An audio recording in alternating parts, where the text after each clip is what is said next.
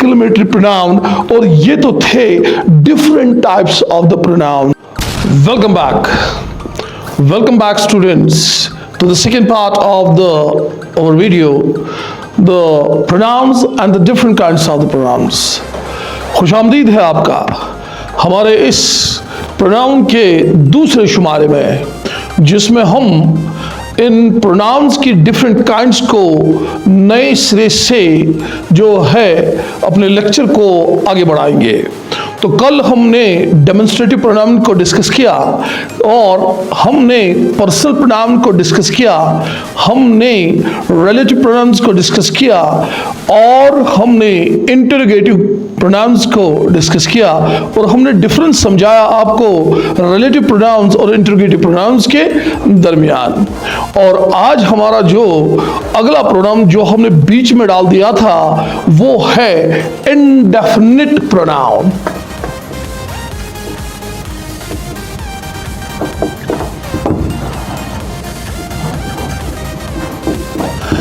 So far as indefinite pronoun is concerned, as the name decides, as the name suggests, that it is related with the nouns which are not specifically or exactly discussed।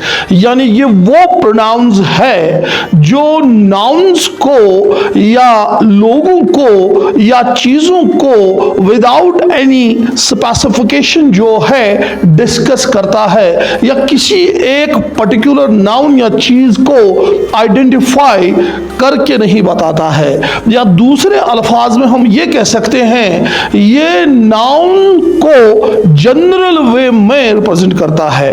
So the indefinite pronoun is that type of the pronoun where the people और the things are discussed without any specifying nature and they are discussed in the general way.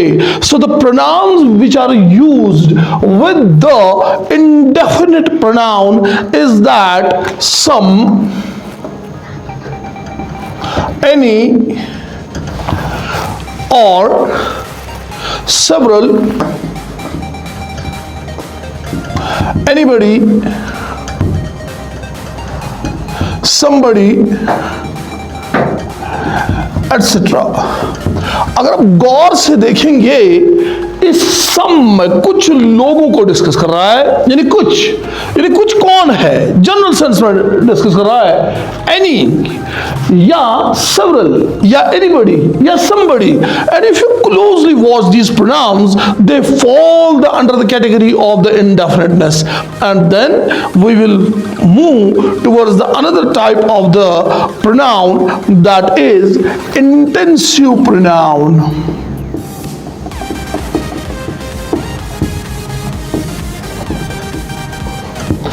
or the emphatic pronoun।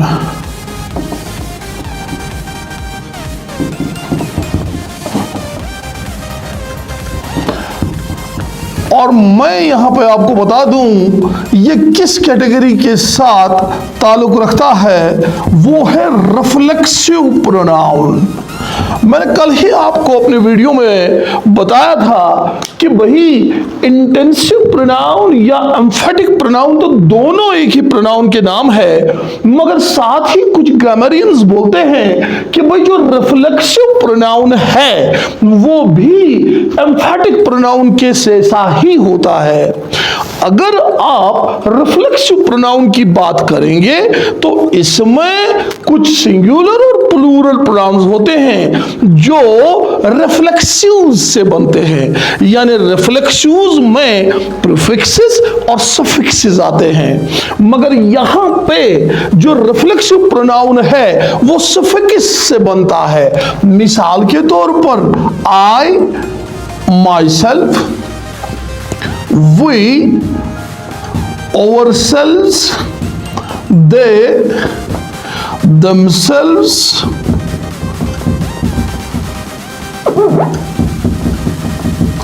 etc। तो ये आई, my self अगर आप देखेंगे ये singular है, और जब सिंगुलर रिफ्लेक्सिव प्रोनाउन बनता है तो इसके साथ सेल्फ आता है, और जो प्लूरल आता है उसमें ओवर सेल्फ नहीं लगता है बल्कि ओवर सेल्व्स लगता है। तो इस तरह से रिफ्लेक्सिव प्रोनाउन जो होता है वो प्लूरल फॉर्म से बनता है, और सेल्फ जो है सेल्व से हमारे पास बनता है। चलिए अब हम बात करते हैं एम्फैटिक प्रोनाउन या इंटेंसिव प्रोनाउन। इंटेंसिव प्रोनाउन वो प्रोनाउन होता है जहां पर सब्जेक्ट को इंटेंसिफाई करके दिया जाता है, यानी सब्जेक्ट पे जोर दिया जाता है। और एग्जाम्पल के तौर पर अगर हम देखेंगे, I myself will do the job. अगर आप यहां पे इस माई सेल्फ को देखोगे तो ये इस सब्जेक्ट को इंटेंसिफाई करता है या एम्फसाइज करता है, जोर देता है। और जब हम इस इंटेंसिफाई या एम्फैटिक प्रोनाउन को देखते हैं तो यहां पर जो माई सेल्फ है वो इंटेंसिव प्रोनाउन या एम्फैटिक प्रोनाउन जो है। लेकिन अगर आप रिफ्लेक्सिव प्रोनाउन की बात करेंगे जो है उसको अगर आप देखेंगे तो वहां पर सब्जेक्ट पे जोर देने के बाद जो है रिफ्लेक्सिव प्रोनाउन बहुत ही इंपॉर्टेंट बन जाता है सेंटेंस के मीनिंग के लिए। मिसाल के तौर पर I cut my self during the shaving। तो आई जो है कट माई सेल्फ, ठीक। सो अगर आप इसको देखेंगे तो यहां पे ये जो है वो रिफ्लेक्सिव प्रोनाउन है। रिफ्लेक्सिव प्रोनाउन और एम्फैटिक प्रोनाउन जो है थोड़ा सा कंफ्यूजिंग है और इसमें कंफ्यूजन है समझने में, लेकिन आप ये याद रखिए इंटेंसिव प्रोनाउन जो है अगर आप उसमें से जो आप इस एम्फैटिक प्रोनाउन को निकालें तब भी उसका जो माने पे असर जो है पड़ता नहीं है। एम्फैटिक प्रोनाउन सिर्फ इसलिए होता है ताकि सब्जेक्ट वो एम्फसाइज करे, जोर दे, लेकिन रिफ्लेक्सिव प्रोनाउन वो प्रोनाउन होता है, ये डिफरेंस दोनों में होता है कि भाई वो जरूरी होता है किसी भी वर्ड को समझने के लिए। इसके बाद एम्फैटिक प्रोनाउन के बाद हम डिस्ट्रीब्यूटिव प्रोनाउन की तरफ जाएंगे।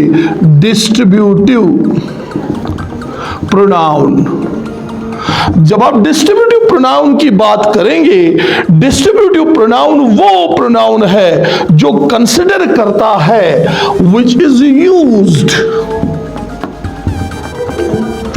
विद द ईदर और वन ऑफ द मेंबर्स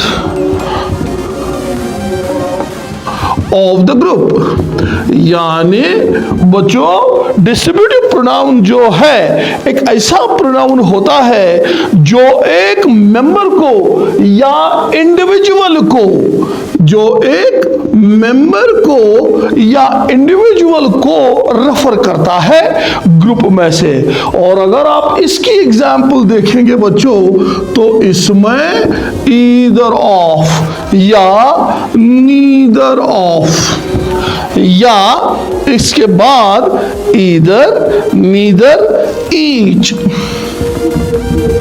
या एवरी जो है इस किस्म के प्रोनाउन जो है डिस्ट्रीब्यूटिव प्रोनाउन में आते हैं।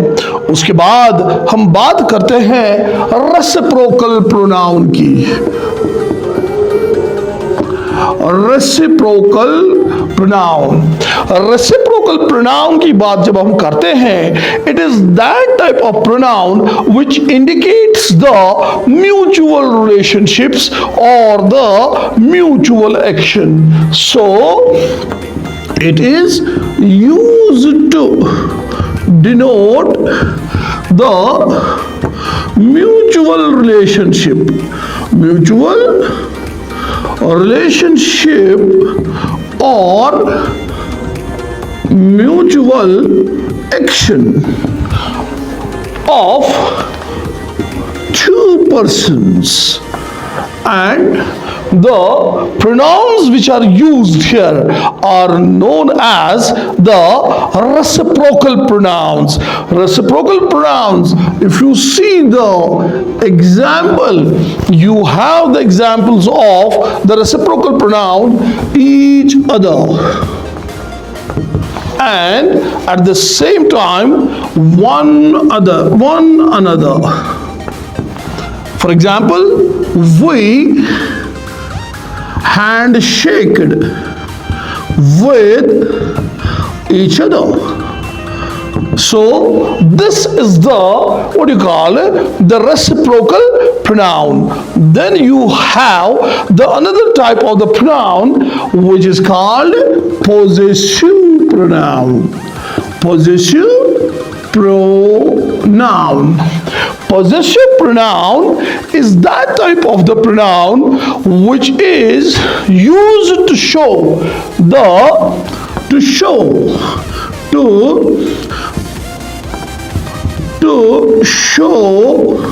possession or ownership.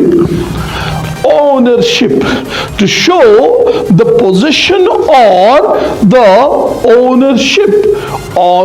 तो one thing you must remember, यानी ये आपका पोजेशन या ओनरशिप या मालिकाना हुकूक आपका किसी चीज पर दिखाता है, तो उन सभी प्रोनाउंस को आप जो है पोजेसिव प्रोनाउन कहते हैं। मिसाल के तौर पर माइन, मिसाल के तौर पर yours,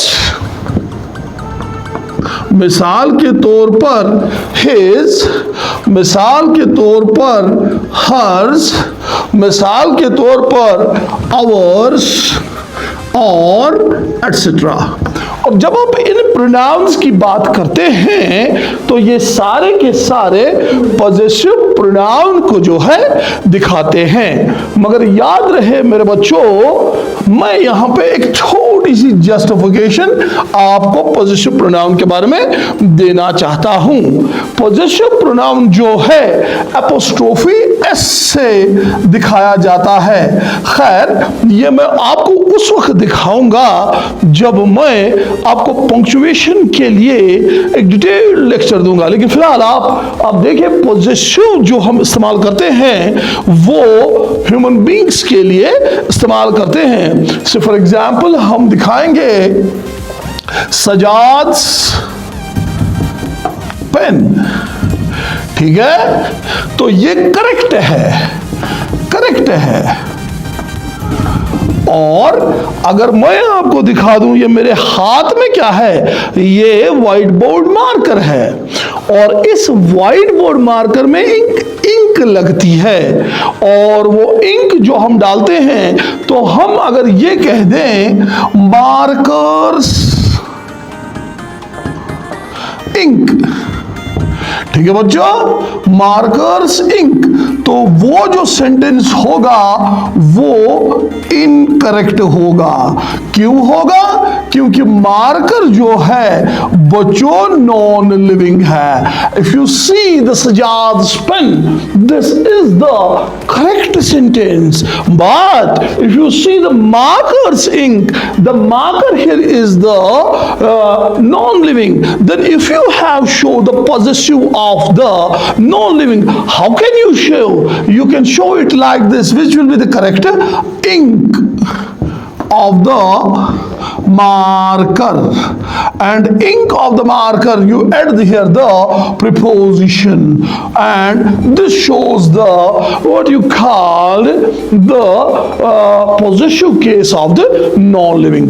Then we will move towards the another type of the, perhaps maybe the last type of the pronoun, that is called the exclamatory pronoun. Well, when you are discussing the exclamatory pronoun, the most of the grammarians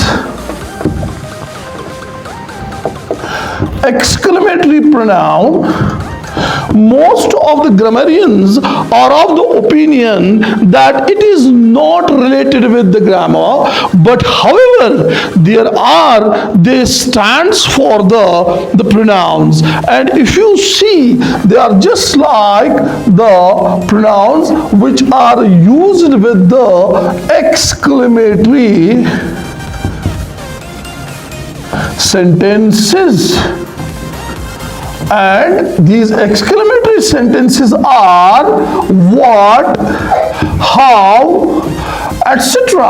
And if you see what, how, they are also the interrogative pronouns. They are also the interrogative pronouns. But in the sentences, they act like the interrogative pronouns. And if you see, for example, what a beautiful pen it is. अगर आप what को देखेंगे, हमने इसे पहले ही बताया है कि भाई what जो है डायरेक्ट क्वेश्चंस को इस्तेमाल करने के लिए इस्तेमाल किया जाता है, तो वहां पे अगर आप देखोगे क्वेश्चन इस्तेमाल करने के लिए इस्तेमाल करते हैं तो वो इंट्रोगेटिव प्रोनाउन है। मगर यहीं पे ये जो what है इस सेंटेंस में एज अ इंट्रोगेटिव प्रोनाउन नहीं, बल्कि जो है वो एक्सक्लेमेटरी प्रोनाउन की तरह यहां पे इस्तेमाल होता है। क्योंकि आप हैरत जहां पे एक्सप्रेस करते हैं, आपको हैरानगी होती है कितना खूबसूरत पेन है, ठीक है। तो ये तो है एक्सक्लेमेटरी प्रोनाउन, और ये तो थे different types of the pronounce. तो मैं इन सभी प्रोनाउंस को आपके सामने पेश कर चुका हूं, जिसमें पहला था डेमोन्स्ट्रेटिव प्रोनाउन, दूसरा था पर्सनल प्रोनाउन, तीसरा था इंडेफिनिट प्रोनाउन, और चौथा था जिसको मैंने आज इस शुमारे में ऐड किया, चौथा था रिलेटिव प्रोनाउन, पांचवा था इंट्रोगेटिव प्रोनाउन, छठा था इंटेंसिव प्रोनाउन और रिफ्लेक्सिव प्रोनाउन और एम्फैटिक प्रोनाउन, और पांचवा था डिस्ट्रीब्यूटिव प्रोनाउन, और छठा था जिसको आप रेसिप्रोकल प्रोनाउन बोलते हैं, और सातवां पॉजिटिव प्रोनाउन, और जो आठवां और नौवां प्रोनाउन जो है वो एक्सक्लेमेटरी प्रोनाउन। तो कुल मिला के जितने भी मैंने ये 9-10 टाइप्स ऑफ प्रोनाउन जो आपके सामने कल रखे थे वो आज इस शुमारे में अंत हो गए। और यहाँ पर आते आते हमारा ये एपिसोड जो है कंप्लीट होता है।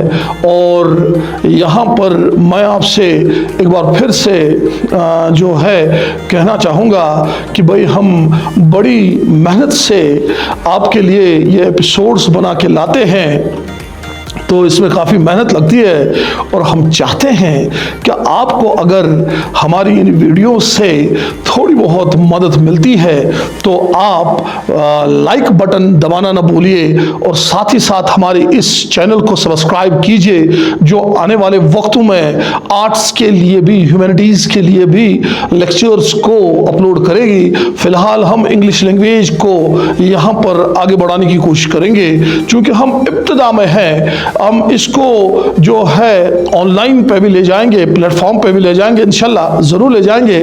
और आपका प्यार और आपका तहफ़्फ़ुज़ जो मिलता रहा, लेकिन फिर एक बार फिर से मैं आपको लाइक बटन दबाने की और सब्सक्राइब करने की और साथ ही साथ शेयर करने की जो है तलक़ीन करूँगा, और उम्मीद है आप हमारे काम को सराहेंगे और थोड़ा सा मोटिवेशन लाइक बटन दबाकर ज़रूर करेंगे। और खुश रहिए, take care of yourselves and cut it.